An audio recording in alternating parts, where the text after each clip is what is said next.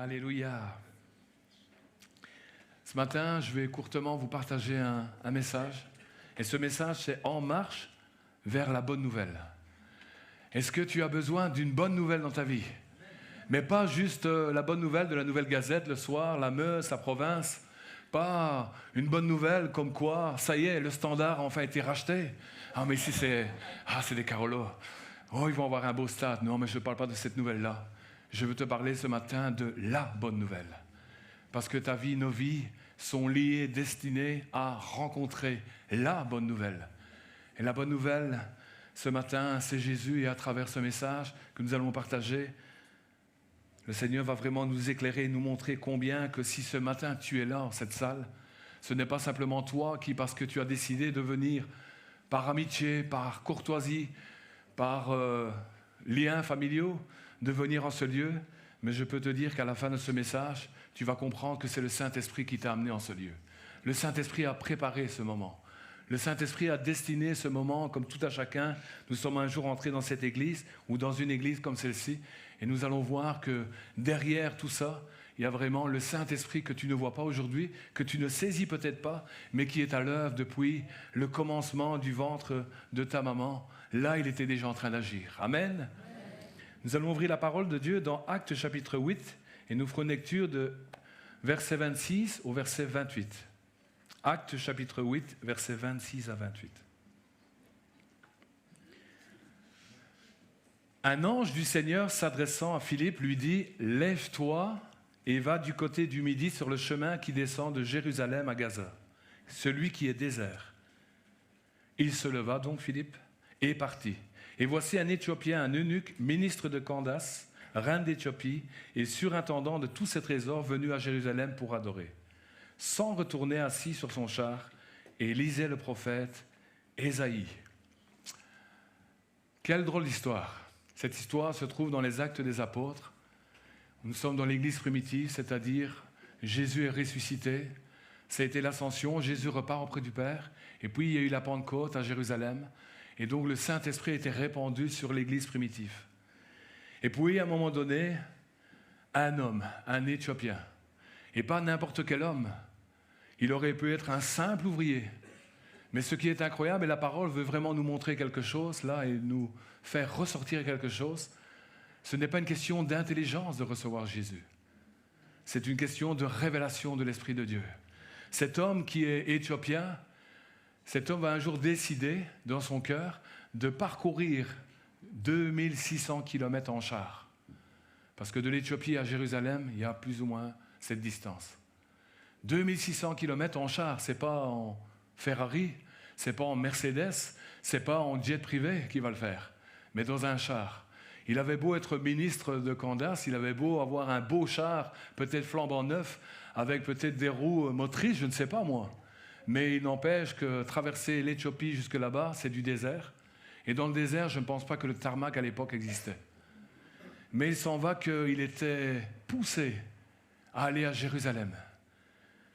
Il va aller à Jérusalem, et je veux souligner aussi ce matin que cet homme était intelligent. L'équivalent d'un ministre des Finances de nos jours. Cet homme savait calculer, cet homme savait compter, cet homme avait une intelligence, un savoir, une éducation.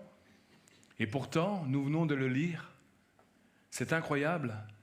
Il est là, dans son char, il repart de son pèlerinage, qui a dû lui coûter peut-être cher, ou peut-être gratuit aux frais de la reine d'Éthiopie. Mais il n'empêche qu'il retourne dans son char, et nous avons lu qu'il est en train de vouloir lire quelque chose, et il ne comprend pas. Pourtant, il sait lire. Pourtant, il sait certainement écrire, puisqu'il sait très bien compter. C'est incroyable quand même. Ce matin, je veux faire vraiment ressortir que ce qui nous amène à la conversion, c'est-à-dire à donner notre vie au Seigneur, il y a 3 ingrédients importants. Le premier, il y a toujours une soif qui est là, un désir. On peut être loin de Dieu, on peut ne pas connaître Dieu du tout, ou avoir un arrière-plan peut-être catholique, selon la religion de nos pères, musulmans ou hindouistes, qu'importe. Mais il y a une soif qui est là dans le cœur. Il y a un désir de rechercher quelque chose. Et ça, c'est la première chose, et c'est chez l'Éthiopien, là, il y avait ce désir qui était là. La deuxième, c'est que Dieu va toujours envoyer un témoin, parce que Dieu nous appelle à être ses témoins. Et Dieu va toujours envoyer un témoin, et ici nous voyons et nous allons voir que Philippe va être ce témoin utilisé par Dieu. Et puis l'ingrédient qui vient renfermer le tout, il y a toujours le surnaturel de Dieu. Alors pour nous, nous appelons ça le surnaturel de Dieu, parce que pour nous, en tant qu'humains, c'est surnaturel. Un ange apparaît à Philippe. Et puis l'Esprit de Dieu, la parole de Dieu nous le dit, parle clairement à Philippe. Vous allez dire, mais tu sors ça d'où? Ce matin, vous avez l'occasion d'entendre 2 dons spirituels. Moi, je ne suis pas dans vos vies. Mais si le Saint-Esprit a pu dire que quelqu'un en ce lieu a eu un accident de moto, moi, j'y étais pas. Mais c'est parce que Dieu voit tout, Dieu sonde tout, Dieu connaît tout. Rien n'échappe à son regard. Si un autre don a été apporté et que ce n'est pas la première fois que tu vis en ce lieu, mais d'une certaine manière, il y a une résistance qui est là, alors que Dieu dit « je t'aime » malgré tout ce que tu es, c'est parce que Dieu est capable de connaître, de sonder toutes choses. Amen. Mon premier point, c'est un homme qui est en recherche. Et je prie le Seigneur que ce matin, tu sois cet homme, cette femme qui est en recherche, ce jeune, ce moins jeune, que tu sois en recherche. Actes chapitre 8, versets 27 à 31, nous lisons « Et voici un Éthiopien, un eunuque, ministre de Candace, reine d'Éthiopie, surintendant de tous ses trésors, venu à Jérusalem pour adorer. Il s'en retournait assis sur son char et lisait le prophète Ésaïe. L'Esprit dit à Philippe, « Avance, approche-toi de ce char. » Philippe accourut et entendit l'Éthiopien qui lisait le prophète Ésaïe. Il lui dit, « Comprends-tu ce que tu lis ?» Il répondit, « Comment le pourrais-je, si quelqu'un ne me guide ?» Et il invita Philippe à monter et à s'asseoir avec lui. Amen. C'est incroyable, hein, comme je vous l'ai dit, cet homme très intelligent. Aujourd'hui, on pourrait dire que c'est quelqu'un qui a fait l'université, il a un master en économie, un master en mathématiques certainement. C'est quelqu'un vraiment d'incroyable. Mais ce quelqu'un incroyable est en train de lire une partie de la Bible, l'Ancien Testament, et c'est le prophète Ésaïe. Mais ce qui est incroyable et ce qui frappe les regards, quand nous lisons ce texte, il n'est pas capable de comprendre ce qu'il lit. Il est en train de se poser des questions. Cet homme est littéralement en train de se chercher. Il se cherche. Il essaye de raisonner avec ses facultés mentales qu'il a reçues, son intelligence, et il dit, c'est quoi ce prophète, c'est quoi ce texte? Et nous allons venir vers ce texte. Mais c'est quoi ça? Et il est là en plein questionnement. Pourtant, il aurait dû se réjouir, il a fait 2600 kilomètres, il a vu Jérusalem, il a certainement ressenti peut-être des sensations. Waouh, quel temple, c'était remarquable. À l'époque, le temple était là, à Jérusalem. Il n'avait pas encore été détruit. Il voit là toute une multitude qui vient comme lui pour adorer à Jérusalem. Et il doit se dire, waouh! Malgré tout ça, il rentre sur le chemin du retour. Et il n'est pas tout joyeux, notre Éthiopien. Il est même plutôt malheureux. Il est en train de lire et il ne saisit pas. Jérémie, chapitre 29, verset 13, dit, et c'est ce qu'il y avait dans le cœur de cet homme. Dans le cœur de cet Éthiopien, il n'arrive pas à saisir ce qu'il est en train de lire. Mais dans son cœur, il y a quelque chose. Jérémie déclare, « Vous me chercherez, dit l'Éternel, et vous me trouverez, si vous me cherchez de tout votre cœur. » Ce matin, je prie vraiment le Saint-Esprit, le Seigneur, que tu cherches Dieu de tout ton cœur. Non pas comme une religion, mais simplement en croyant qu'il n'est pas une religion. Il n'est pas quelque chose que les hommes ont inventé. Lui, avant d'inventer, et que les hommes ont inventé la religion, lui, il est créateur. Lui, il a créé toutes choses. Lui, il était là avant que le premier homme soit sur la terre. Il était là bien avant que toi, tu viennes t'asseoir en ce lieu ce matin, parce que lui, il est Dieu et il sait ce qu'il fait. Si vous me cherchez, recherchez, vous me trouverez, dit l'Éternel. C'est une promesse. La parole de Dieu, c'est une promesse. Mon frère, ma sœur, ami, ce matin, crois que quand tu lis la parole de Dieu, tu te l'appropries et tu dis, cette promesse, elle est pour moi. Je cherche Dieu de tout mon cœur, comme l'eunuque, comme cet Éthiopien. Et parce que je le cherche, il va se passer quelque chose. Amen. Et ce quelque chose, c'est mon deuxième point. Un disciple qui partage la bonne nouvelle. Incroyable, alors qu'il est là dans un endroit désert, cet eunuque, il est là en train de repartir, il devrait rencontrer personne.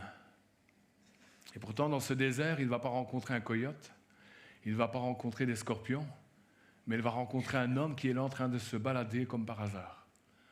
Cet homme, il s'appelle Philippe. Cet homme, c'est un témoin. C'est un disciple simplement de Jésus-Christ. C'est un disciple qui a entendu un jour la bonne nouvelle et parce qu'il est devenu disciple de Jésus, c'est-à-dire qu'il a donné sa vie, il a confié sa vie, il a renoncé à sa vie, il a dit ma vie, plus j'essaye de faire le bien, plus c'est tordu dans ma vie. Plus je veux aimer, plus c'est des combats, plus c'est des difficultés, plus je recherche la paix, plus c'est compliqué dans ma vie. Ce Philippe a renoncé à sa vie et un jour est devenu disciple de Christ. Et parce qu'il est disciple, il est utilisé afin de bénir. Jésus déclarera « Allez, faites de toutes les nations des disciples, enseignez-leur, et ensuite baptisez-les au nom du Père, du Fils et du Saint-Esprit. » Nous allons lire dans Actes chapitre 8, versets 32 à 35, et nous allons voir ce que le disciple qu'est Philippe va faire. Nous l'avons lu, il est là, le disciple Philippe s'est approché du char.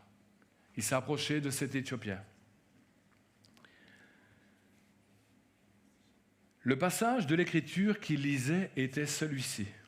Imaginez cet homme, il ne comprend pas, mais voilà, on va faire la lecture ensemble ce matin. Il a été mené comme une brebis à la boucherie, et comme un agneau muet devant celui qui le tond. Il n'a point ouvert la bouche. Dans son humiliation, son jugement a été levé. Sa postérité, qui la dépeindra? Car sa vie a été retranchée de la terre. Verset 34, l'eunuque dit à Philippe, « Je te prie, de qui le prophète parle-t-il ainsi? Est-ce de lui-même ou de quelqu'un d'autre? » Alors Philippe, ouvrant la bouche et commençant par ce passage, lui annonça la bonne nouvelle de Jésus. Ce matin, tu as besoin, nous avons tous besoin, tous les jours de nos vies, de la bonne nouvelle de Jésus.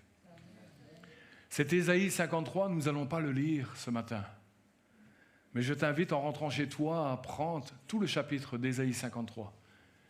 Et tu vas comprendre, et je vais l'expliquer ce matin, que renferme Ésaïe 53. Ésaïe 53, Ésaïe d'abord était un prophète dans l'Ancien Testament. Ésaïe était un de ces prophètes qui, conduit par le Saint-Esprit, recevra une révélation de ce qu'un jour Jésus va être et comment il va venir et comment il va devoir donner sa vie et mourir à la croix de Golgotha. Jésus est la bonne nouvelle qui est annoncée par tous les prophètes de l'Ancien Testament. Ésaïe 53, ce prophète, 600 ans avant Jésus-Christ, il va prophétiser, il va annoncer quelque chose qui, en l'an 30, 33 plutôt de notre ère, va s'accomplir, c'est-à-dire Jésus-Christ. Que certains pensent que les Romains l'ont attrapé, les Romains vont le mettre à la croix parce que ça va plaire aux religieux, et qu'il va mourir par crucifixion, et qu'ensuite on va partager autour de ça qu'il y a une résurrection. Détrompez-vous. Remarquez, quand Jésus était sur la terre, beaucoup de fois les religieux, parce qu'il faisait des choses tellement extraordinaires, il guérissait les malades, il délivrait les gens qui étaient sous des jougs, il restaurait des vies qui étaient brisées. À cause de ça, les pharisiens, les sadducéens, c'est-à-dire les religions comme de leur époque et de notre époque, empêchaient ces choses et voulaient mettre la main sur Jésus. Mais chaque fois, remarquez, si vous lisez les évangiles, jamais personne n'a pu mettre la main sur Jésus. Jésus va esquiver chaque fois. Et ce n'est pas qu'il va partir en courant, mais il y a quelque chose qui protège Jésus. Mais à un moment donné, Jésus sait pourquoi il est venu. Il est venu parce que la bonne nouvelle, mon frère, ma sœur, a mis ce matin. La bonne nouvelle de l'Évangile et que nous avons tous besoin, c'est qu'un jour Jésus est venu. Jésus, ce n'est pas simplement un homme ordinaire. Bien souvent, les religions nous invitent à louer, à prier Marie, sa mère. Mais Marie n'a simplement été que l'objet entre les mains de Dieu qui a fait que Jésus est venu sur la terre par conception surnaturelle. L'Esprit de Dieu a couvert Marie. Il n'y a pas eu de rapport entre Joseph et Marie pour la venue de Jésus. Et ce Jésus qui va venir de manière surnaturelle, pourquoi devait-il venir de cette manière?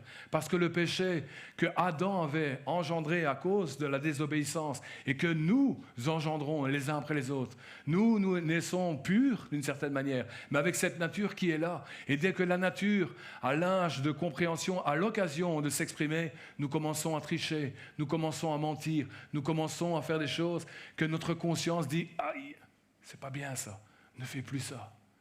Moi, quand j'étais tout jeune, j'avais tendance à avoir, comme disait mon papa, les doigts un peu longs.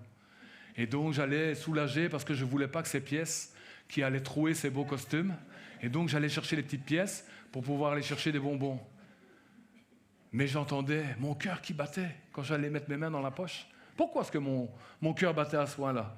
Est-ce qu'il battait à cause que j'étais dans la joie? Mais non, tout simplement parce qu'il y avait la nature du péché qui s'exerçait. J'étais né de fils de Joseph, pas le Joseph de Marie, mais Joseph Sylvestri. Et j'étais né de Claudine, ma maman. Et j'ai hérité leur nature. Mais Jésus, lui, le Saint, tenté en toutes choses sur la terre, lui, il a résisté, il a marché. Et il savait qu'il avait un objectif, à apporter pour ce matin encore une bonne nouvelle. Et la bonne nouvelle que Philippe va partager à l'eunuque, à l'Éthiopien ce matin, que nous voulons partager au nom de Jésus de Nazareth ce matin, c'est que Jésus a décidé, le Fils de Dieu, Dieu lui-même, a décidé de descendre sur la terre, s'incarner en homme comme vous et moi, afin de comprendre les choses comme Dieu te dit que ce matin, toi, tu les comprends, tu pleures, tu souffres, tu as des difficultés, tu as des épreuves, toutes ces choses, Jésus les a connues. Mais Jésus, à un moment donné, va dire, afin que s'accomplisse sa bonne nouvelle, je vais donner ma vie pour l'humanité. Depuis Adam jusqu'au dernier homme sur cette terre, je vais donner ma vie. Personne n'ôte ma vie, mais je donne ma vie. Ésaïe 53 est en train d'annoncer ces choses. Au vu des hommes, on a l'impression que Dieu l'a abandonné.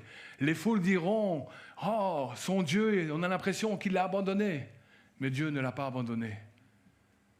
Dieu savait qu'il fallait que Jésus donne sa vie afin de payer cette rançon, ce prix que le péché avait causé.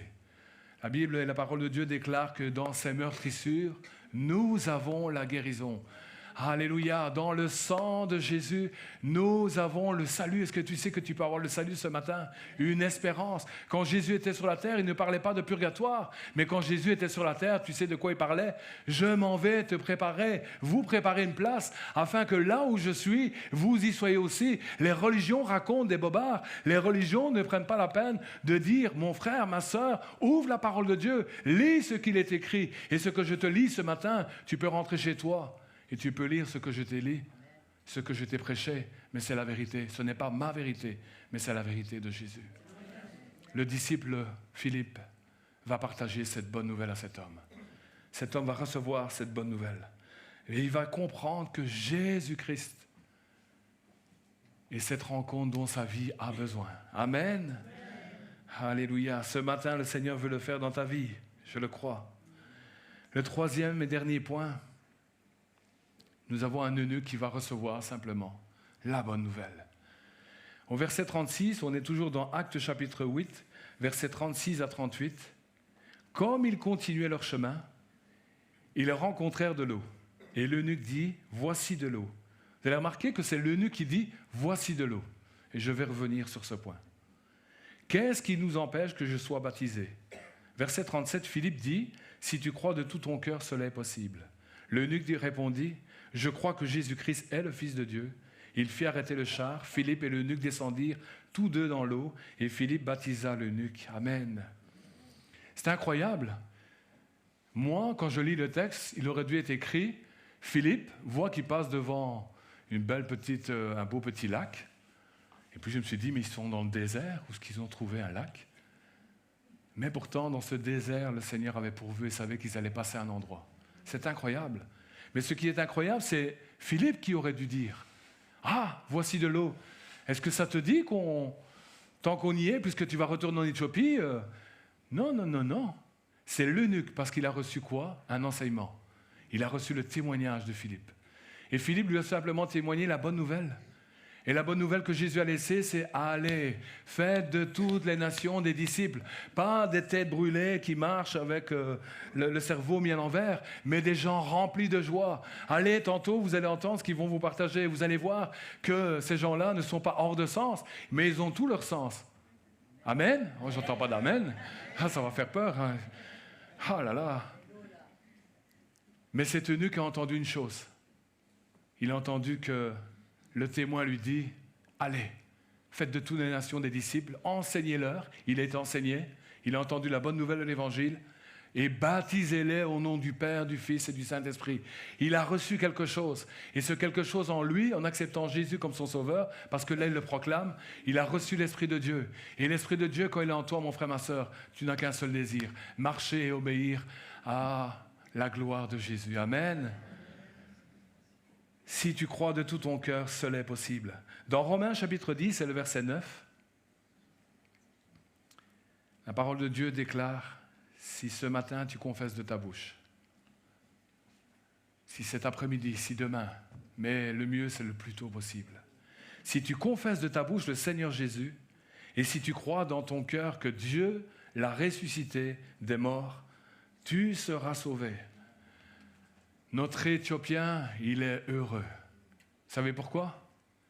Parce qu'il a reçu un témoignage. Il est à l'endroit où Dieu avait préparé de l'amener et il reçoit. Il n'est pas obligé de recevoir. Il peut entendre, il peut retourner dans son pays. Mais il va recevoir cette bonne nouvelle. Cette bonne nouvelle, elle va procurer quelque chose dans son cœur. Elle va bouleverser son cœur. Elle va bouleverser son raisonnement. Il n'a plus besoin que Philippe lui dise, est-ce que tu veux aller dans les eaux du baptême? Non, lui-même va dire, voilà de l'eau. Qu'est-ce qui m'empêche que je sois baptisé? Au nom du Père, du Fils et du Saint-Esprit. Un ordre que Jésus a donné. Amen. Je vais conclure sur le dernier ingrédient et le plus merveilleux des ingrédients, l'Esprit de Dieu. Vous savez, les hommes ont raconté des théories. Il y a tellement de théories. Théorie du complot, théorie Darwin, l'homme descend du singe. Waouh! Ben, le problème, c'est qu'il y a encore des singes. Vous savez ça? Il y en a dans les zoos, il y en a en liberté. Et le pire, c'est que la science a démontré, les vrais scientifiques, pas les scientifiques de deuxième, troisième zone, mais les vrais scientifiques ont démontré que si on descendrait du singe et que le singe aurait évolué, il n'y aurait plus de singes, tout simplement. Et il est vrai que quand je regarde dans la nature et quand je regarde sur la route, certains se comportent comme. Mais je pense que ce serait insulter les singes que de dire cela. Mais nous ne descendons pas du singe, frères et sœurs amis. La parole de Dieu déclare qu'au commencement, avant que toute chose démarre, l'Esprit de Dieu se mouvait au-dessus de la terre, au-dessus des cieux. L'Esprit de Dieu était déjà à l'œuvre. Quand je lis dans Actes chapitre 8 et le verset 26, et nous l'avons lu, un ange du Seigneur s'adressant à Philippe lui dit, « Lève-toi et va du côté du midi sur le chemin qui descend de Jérusalem à Gaza, celui qui est désert. » De manière chirurgicale, de manière précise, l'ange qui apparaît, comme un ange est apparu à Marie, de manière précise va donner des instructions, et Philippe qui est témoin va simplement pas commencer à dire « Ah, c'est quoi ce qui m'arrive ?» Mais Philippe a été touché par l'Esprit de Dieu. Philippe n'est pas étonné du surnaturel de Dieu, mais Philippe est heureux que les anges sont au service de la gloire et de la puissance de Jésus sur la terre. Et un ange va parler, et un ange va annoncer de manière pertinente et précise, voilà un rendez-vous divin dans lequel je t'invite, Philippe. Amen. Le Saint-Esprit est à l'œuvre. Verset Acte 8 et verset 29. De nouveau, là on n'est plus avec un ange, mais l'Esprit dit à Philippe, avance et approche-toi de ce char. Incroyable. Il lui dit d'abord, tu vas à cet endroit. Et puis ce qui est incroyable, c'est que Philippe va à cet endroit, mais il ne va pas commencer à arrêter tout le monde. Ce matin, tu as un endroit. Cet endroit, c'est dans cette église. Et le Seigneur veut te dire simplement ce matin, écoute ce qu'eux vont raconter. Ce que j'ai fait dans leur vie, je peux le faire dans ta vie. Ce qui a bouleversé leur vie. Une vie qui était tellement chaotique, peut-être plaisante, ou peut-être qu'ils rigolaient de beaucoup de choses, qui aujourd'hui n'ont plus envie de rire parce que ces choses ne sont pas très glorieuses dans le fond. Mais aujourd'hui, il y a quelque chose qui a changé chez eux. Mais derrière ce changement, il y a comme une joie, il y a comme une paix, il y a comme une espérance, il y a comme une assurance, il y a quelque chose qui s'est passé. Amen. Dieu a vu la soif de l'eunuque, de cet Éthiopien. Et quand Dieu voit la soif dans un cœur, il remplit le cœur. Alléluia. Ce matin, qu'est-ce que tu cherches? Ce matin, tu peux venir et, comme tu es là, et tu vas pouvoir regarder ce service de baptême. Tu as entendu la parole de Dieu, une parole qui est puissante, qui est efficace et qui ne va pas te lâcher. Cette parole, jusqu'à la fin de ta vie, elle va continuer à revenir, à revenir. Mais ce matin, tu peux venir comme tu es venu et tu peux même repartir de la même manière. Parce que Dieu ne lie personne. Dieu n'oblige personne. Dieu laisse libre. Et quand il touche les vies, il rend réellement libres les hommes. Libres de faire ce qu'ils veulent. Pas dans le sens qu'on va sortir et faire guindaille et tout ce qui s'ensuit, mais réellement être libre de monter, par exemple, dans cette église, libre de partager la bonne nouvelle, libre d'être honnête avec leur patron, libre d'être et d'embrasser leur femme, libre de vivre vraiment de manière correcte selon les préceptes et la parole de Dieu, dans le cadre que Dieu a prévu. Beaucoup de gens dans ce monde disent « je suis libre ». Pourtant, ils pratiquent beaucoup de choses que le matin, quand ils se lèvent, ils disent « voilà mon projet de cette journée ». Fin de la journée, tout s'est passé différemment. Pourquoi est-ce que je peux dire ça? Parce que moi, je me reconnais là-dedans. Allez leur poser la question. Ils vont vous le dire après qu'on aura un moment de communion fraternelle. Et ils vous diront combien de matins j'avais dit « ma journée va se passer comme ça. Aujourd'hui, je suis résolu, ça y est. Aujourd'hui, je vais aimer mes enfants. Aujourd'hui, je ne vais plus tromper tout mon monde. Aujourd'hui, je vais être honnête. Aujourd'hui, je vais faire ceci. Fin de la journée, je me couche et je m'endors et je cauchemarde. Je dis, c'est quoi ça? Je veux faire le bien et je fais le mal. Je veux aimer et j'ai réussi à me disputer. Je veux agir et je fais du mal. Aïe, il y a quelque chose qui coince. Ce matin, si le Seigneur t'a amené dans cette église, la parole de Dieu déclare que l'eunuque, l'Éthiopien, va repartir chez lui. Mais il va repartir différemment. Il va parcourir 2600 kilomètres parce qu'il faut y retourner. Mais il va repartir tout joyeux. Tout joyeux, il va repartir. Depuis quand tu n'as pas été tout joyeux? Je ne te parle pas d'une fête ou d'un anniversaire où tout le monde va et que tu vas être au centre de tout. Mais moi, je te parle de cette joie qui, même dans les difficultés, même dans l'épreuve, même dans une maladie, même dans un rejet, même dans peut-être que le patron demain matin va te virer pour x, y raison, mais tu vas être tout joyeux parce que cette joie que le Seigneur donne, elle n'a pas de prix. Elle est surnaturelle. Elle est extraordinaire. Amen. Lui, il va repartir tout joyeux, il va repartir. Si vous lisez la parole de Dieu, en Éthiopie, il n'y a personne qui a partagé la bonne nouvelle. Dieu ne va envoyer aucun homme de Dieu par là. Vous savez pourquoi? Il en avait déjà envoyé un témoin. Et il a envoyé l'Éthiopien, l'eunuque, qui va partager la bonne nouvelle là-bas, certainement à cette reine de l'époque et tout autour de lui. Ce matin, tu as besoin d'être en marche pour recevoir la bonne nouvelle.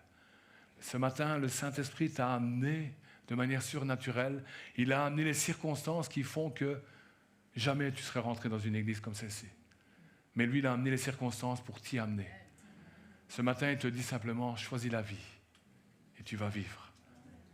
Et si tu ne veux pas choisir la vie, tu vas rester malheureusement dans la mort. Alors on n'est bien que vivant, mais il y en a beaucoup que j'ai eu l'occasion de fréquenter qui m'ont dit, tu vois, tu as l'impression que je suis vivant, mais à l'intérieur, tout est mort, tout est dévasté, tout est ruiné, tout est... Et à part la mort, j'attends rien de la vie. Je n'espère même plus en la vie. On va prier. Alléluia. Vous invitez à... On va baisser nos têtes et on va simplement prier. Seigneur, je te loue pour ta parole, Seigneur. Ta parole, elle est merveilleuse. Ta parole, elle est puissante.